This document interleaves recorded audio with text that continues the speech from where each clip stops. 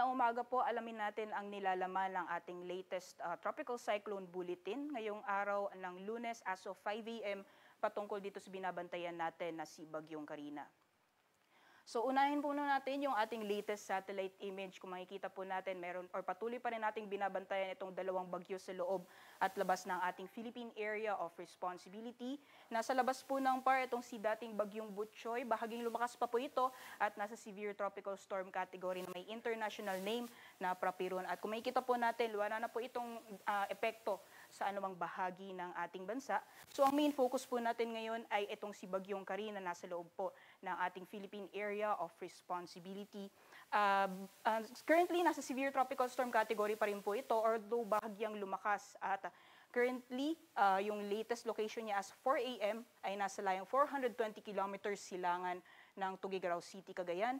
Nagtataglay ng lakas ng hangin na umaabot na 100 kilometers per hour malapit sa gitna at pagbugso na umaabot na 125 kilometers per hour. Sa kasalukuyan po ay mabagal ang pagkilos nitong si Bagyong Carina sa direksyong north-northwestward. Kaya asahan po natin dahil sa combined effects nitong si Bagyong Carina pati na rin ng enhanced southwest monsoon o pinalakas na epekto ng hanging habagat, ay asahan po natin ang maulan na panahon sa malaking bahagi ng ating bansa for the next 2 to 3 days. So ito po yung ating latest forecast track as of 5 a.m. So alamin po na natin yung mga detalye na nakapaloob dito sa ating latest forecast track. So unahin po muna natin yung magiging pagkilos nitong si Bagyong Carina. Kung nakikita po natin, possible na mag-intensify pa ito into a typhoon category habang binabaybay po yung silangang baybayin ng extreme northern Luzon hanggang lumabas po yan ng ating Philippine Area of Responsibility. And kung nakikita din po natin sa ngayon, kung ito yung cone of probability, yung area po ng cone of probability, walang kahit anumang bahagi ng ating bansa ay nakapaloob dito sa area na highlighted ng light gray. Ibig sabihin po noon, mababa yung tsansa na may landfall scenario po tayo, or kung may landfall scenario pa po tayo, ay most likely dito sa may area ng Taiwan bago po lumabas ng PAR. At kung makikita din po natin sa ngayon, generally north-northwestward yung ganyang magiging pagkilos, malayo po yung sentro sa anumang bahagi ng ating kalupaan. And kung makikita po natin itong area na highlighted ng light orange, yan po yung radius or yung laki ng sakop nitong bagyo. Yan, area po na yan, mararamdaman yung malalakas na hangin na dulot nitong si Bagyong Carina. At kung mapapansin po natin, wala pang anumang bahagi ng ating bansa ang nakapaloob dito sa area na makakaranas na malalakas na hangin. So sa ngayon po, as of now, wala pang malakas na hangin na mararanasan sa anumang bahagi ng ating bansa. Pero dahil based po sa ating forecast, mag-i-intensify pa po itong si Bagyong Carina, most likely lalawak po yung radius nitong bagyo at mostly sasakop nitong area na highlighted ng light orange yung areas po dito sa may northeastern portion ng mainland Cagayan. Kaya nakataas po tayo ng tropical cyclone wind signal sa ilang bahagi po ng northeastern portion ng Cagayan area. So sa mga susunod na araw, based po sa ating latest track forecast, for the next 24 hours or bukas po, mamataan po yung sentro nitong si Bagyong Carina, nasa layong 415 kilometers east of Calayan, Cagayan. Pagdating naman po ng Wednesday, nasa 335 kilometers east-northeast ng Itbayat, Batanes. Pagdating naman po ng Thursday, ay possible po nasa 455 kilometers north of Itbayat, Batanes, at pagdating man po ng Friday ay nasa labas po ito ng ating Philippine Area of Responsibility. At gaya po ng nabanggit po, natin kanina, although sa ngayon po ay wala pang area or kahit anumang kalupaan sa ating bansa ang nakapaloob dito sa area na highlighted ng light orange kung saan mararamdaman yung lakas ng hangin itong si Bagyong Carina, pero dahil inaasahan po natin yung forecast na mag-intensify pa po ito, lalawak yung radius ng bagyo at mostly maapektuhan dito sa may northeastern portion ng mainland Cagayan. Meron po tayong lead time na 36 hours. Ibig sabihin po, for the next 36 hours, posible pong maramdaman yung lakas ng hangin na dala nitong si Bagyong Carina sa areas po na nakataas yung tropical cyclone wind signal number 1. So yung area po na highlighted, yung light blue, yan po nakataas yung tropical cyclone wind signal number 1, dyan po sa eastern portion ng mainland Cagayan, dyan po sa Santa Ana, Gataran, Bagao, Peña Blanca, Lalo at Gonzaga, pati na rin ng Isabela, Divisan, Palan at Maconacon. So babala po sa malaking na hangin sa susunod na 36 hours sa mga nabanggit na lugar, kaya pinaghahanda po at pinag-iingat yung ating mga kababayan dyan. Pagdating naman po sa mga pag-ulan, meron po tayong mga pag-ulan na mararanasan sa ating bansa dulot ng epekto nitong si Bagyong Karina at yung dulot naman na epekto ng enhanced southwest monsoon or pinalakas na epekto ng habagat. So emphasis po, itong mga pag-ulan na to ay dulot ng epekto ni Bagyong Karina. Ngayong araw, inaasahan po natin yung 100 to 200 millimeters na mga pag-ulan. Yan po ay heavy to intense rainfall sa may extreme northeastern portion ng mainland Cagayan.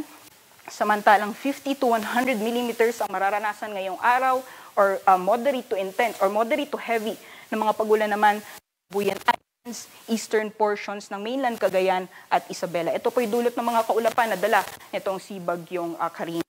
Bukas naman po, heavy to intense na mga pag-ulan mararanasan sa Batanes, samantalang moderate to heavy naman or 50 to 100 millimeters posible ding maranasan sa Babuyan Islands at northeastern portion ng mainland Cagayan.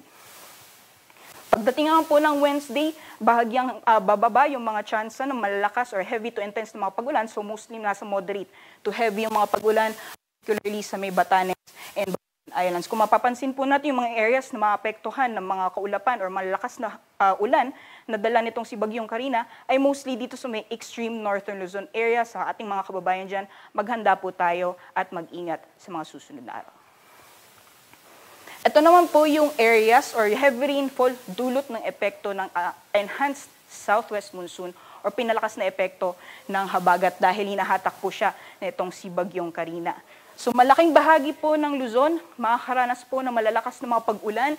For today po, based po sa ating latest na weather advisory, 100 to 200 millimeters ay mararanasan or heavy to intense rainfall mararanasan sa La Union, Pangasinan, Benguet, Zambales, Bataan at Occidental Mindoro.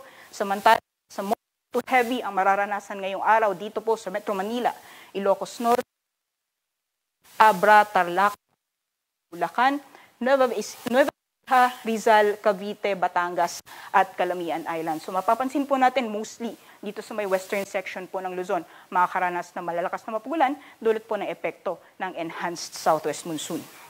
Pagdating lang po bukas, mostly same areas po makakaranas nitong mga heavy or moderate to heavy mga pag-ulan, 100 to 200 millimeters mararanasan or heavy to intense rainfall.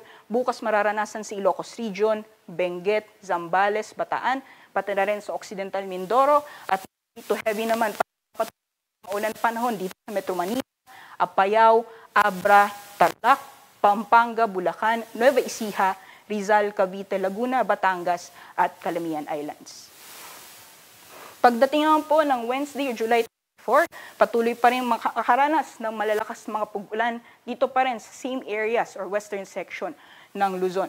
So dyan po, heavy to intense rainfall pa rin mararanasan sa Ilocos Sur, La Union, Pangasinan, Benguet, Zambales, Bataan, pati na rin sa Occidental Mindoro at moderate to heavy na mga pag-ulan mararanasan pa rin sa may Metro Manila, Ilocos Norte, Apayao, Abra, Pampanga, Bulacan, Ecija, Rizal, Cavite, Laguna, Batangas at Calamian Islands. So kung mapapansin po natin yung mga areas na nabanggit po natin, mostly dito sa may western section ng Luzon, kaya babala po sa ating mga kabayan ang mga posibilidad ng mga pagbaha o pagguho ng lupa at paghandaan po natin sa malalong-lalo na yung mga areas or mga low-lying areas. Pagdating naman po sa malalakas na hangin, yung areas po na nakataas ng tropical cyclone wind signal number 1, asahan na po natin for the next 36 hours or within the next 36 hours ay makakaranas po ng malalakas na hangin na dulot ng epekto nitong si Bagyong Karina. Samantalang strong to gale force na or malakas pa na hangin, ang mararanasan ay dulot pa rin na epekto naman ng southwest monsoon na enhanced nitong si Bagyong Karina. Ngayong araw, possible po yung malalakas na hangin sa areas mo ng Minnapa, Bicol Region, Western Visayas, Northern Samar, at sa northern portion ng Samar.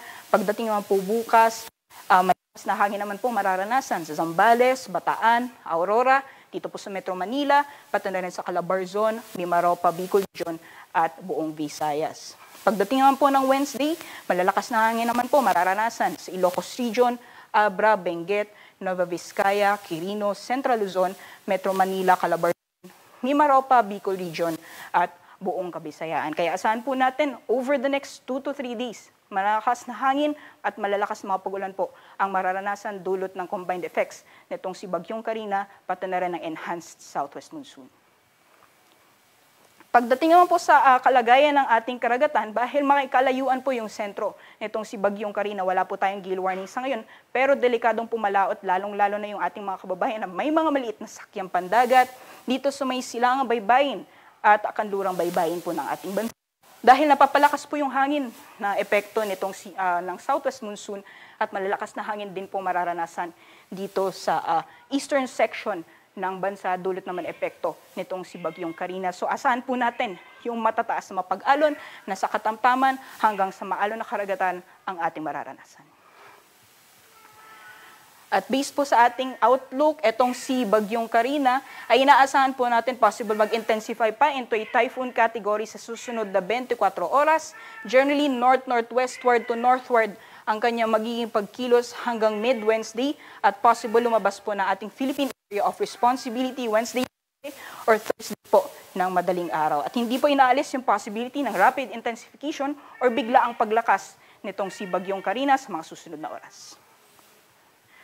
At yan naman po latest mula dito, yan po yung nilalaman ng ating latest Tropical Cyclone Bulletin. Para sa karagdagang impormasyon, baseline lang po ang aming social media accounts at ang aming website pag-asa.dust.gov.ph.